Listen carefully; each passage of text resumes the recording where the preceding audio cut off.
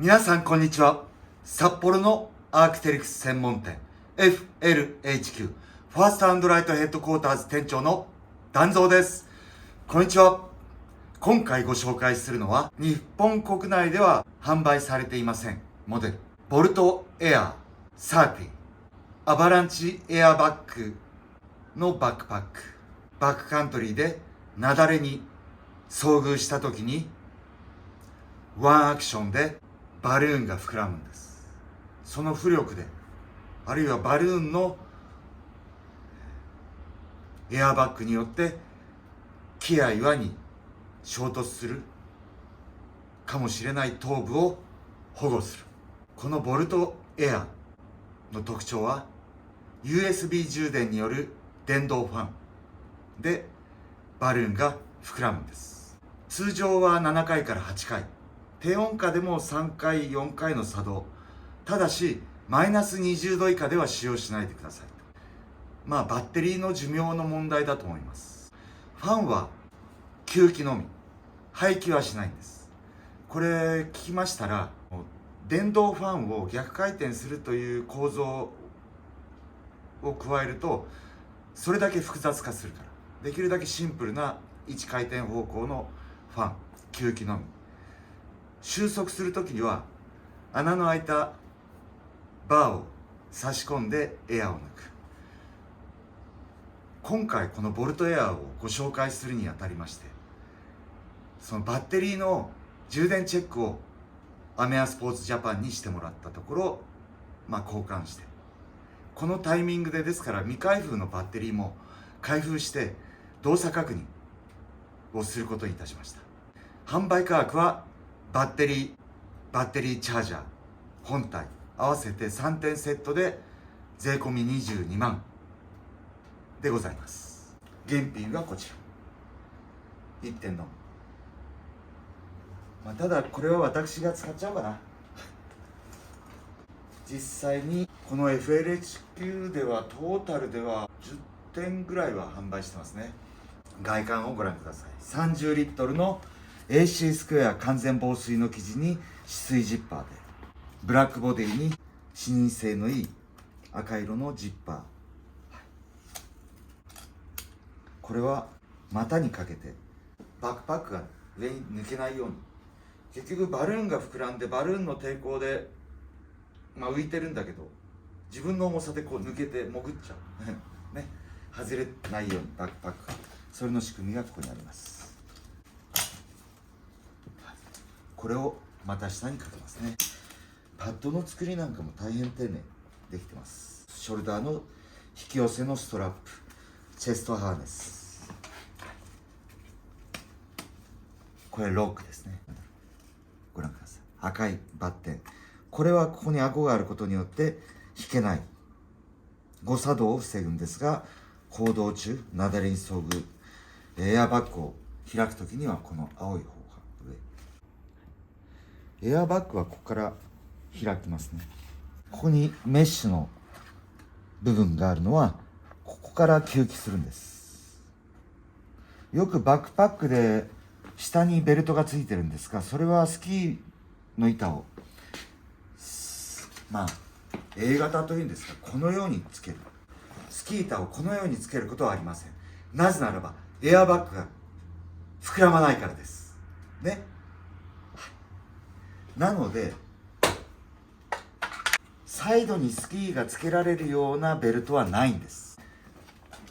なぜならばエアバッグが膨らまないからです。スキーは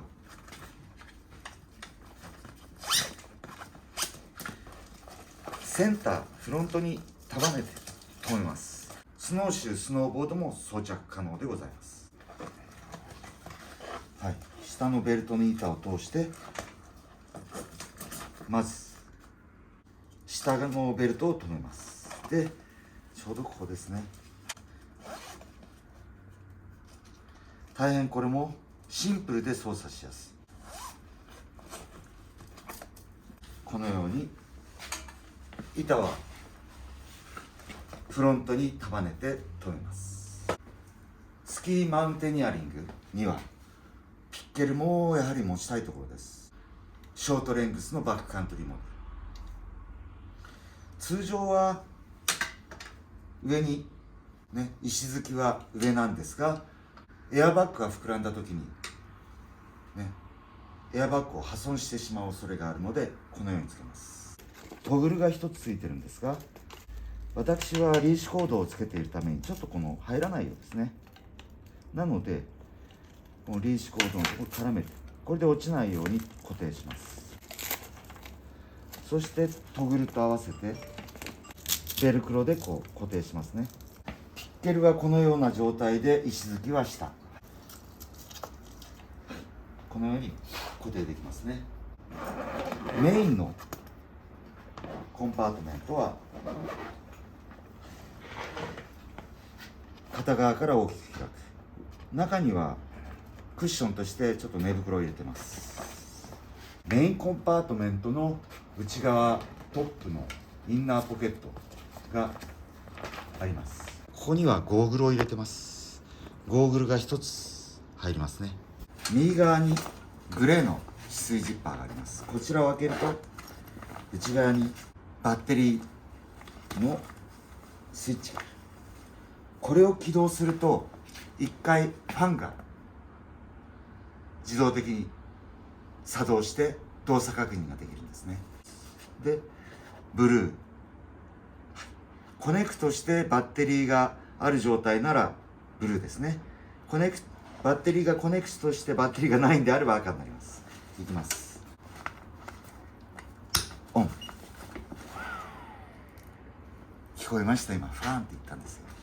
グリーンの LED インジケーターが点滅しているのは分かります。これで動作できるんですね。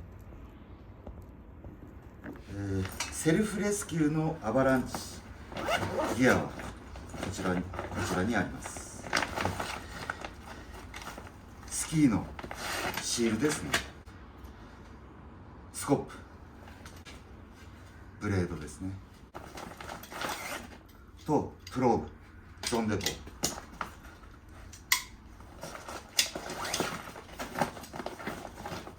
実際の内部はこのように、プローブは専用のホルスターがありますね。ここにプローブは入れて、このボルトエア30、重量はバッテリー込みで 3.3 キロかな、約。マムートのエアバッグは 97,900 円。お値段は半額で、重量はエアボンベで1回だけの作動でエアバッグが膨らむツアー30リムーバブルエアバッグ。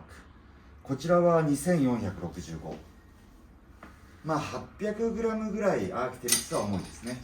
ただ実際日本国内でも売ってないですからね、こちらのバックパックは。なのでエアバッグをご希望の方はこちらのマムートのアバランチツアー30アバランチエアバッグ、こちらですね。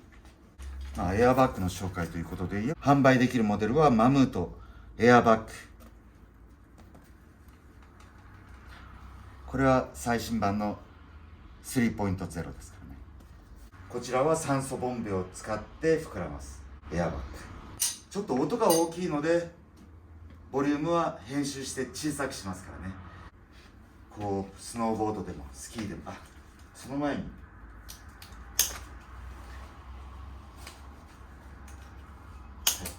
ね、流れ止め股間につけておかないといけますよね。いきますよ。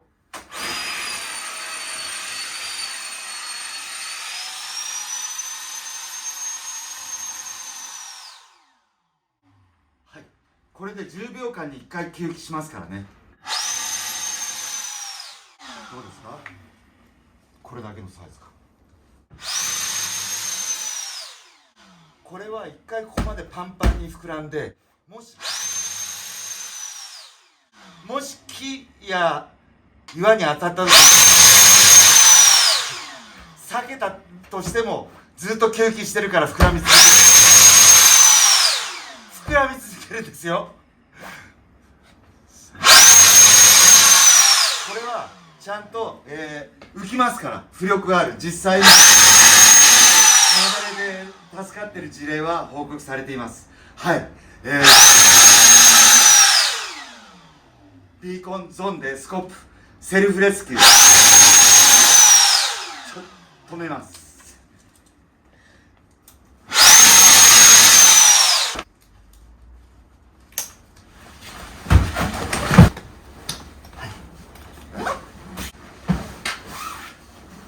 雪崩の上で浮いて自力脱出して安全な樹林帯の安全なエリアであろう場所まで移動して、やっとバックパックを外してスイッチをオフにできる。では一回止めたので膨らんだ状態をよく確認くださいね。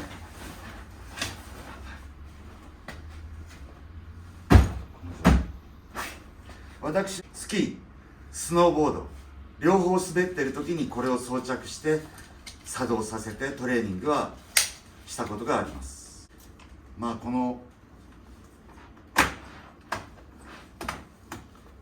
ボルトエアがいいのは USB 充電によってこうやって練習できるんですね。動作確認、はい、というか、実際に滑っていながら膨らますっていうことも可能です。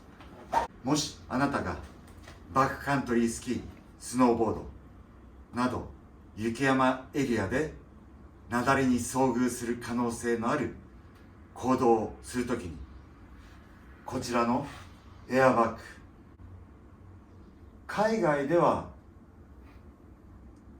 普及されています。ボルトエアは22万ですがマムートエアバッグは9万7900円、はい、10万円であなたの命が守られますという可能性が高くなります。あなたの命を守るのはあなたの装備では、パッキングしてみましょう。ガイドツアーではうちはエアバッグを必ず使ってもらいますっていったところが当然あってしかるべきですね、はい、そういうものじゃないですか。このエアバッグ、はい、バルーンを収束していますね。それには、冒頭に申し上げたようにバーがありまして穴が開いています。これをグレーの、スリットに通すんです。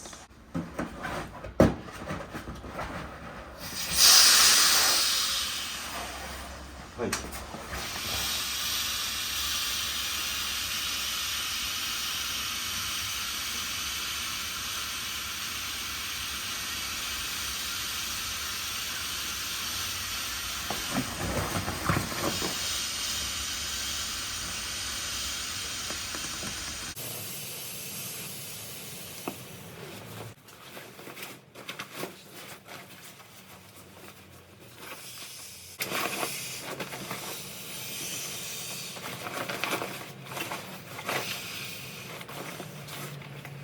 このようにエアを締めて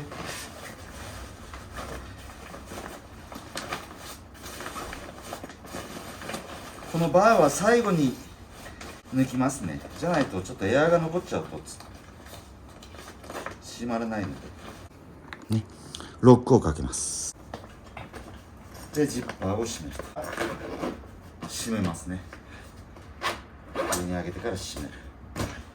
でエアバッグは収束しました。せっかくですからもう一回入れちゃいますね。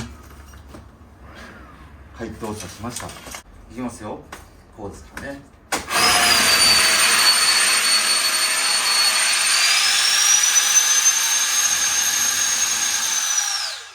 皆様いかがだったでしょうか。大変レアなアークテリクスの製品ボルトエア30アバランチエアバックパックを今回はご紹介いたしました。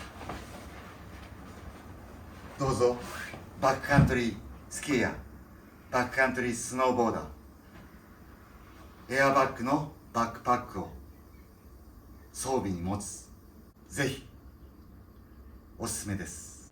最後までご視聴いただきまして誠にありがとうございます。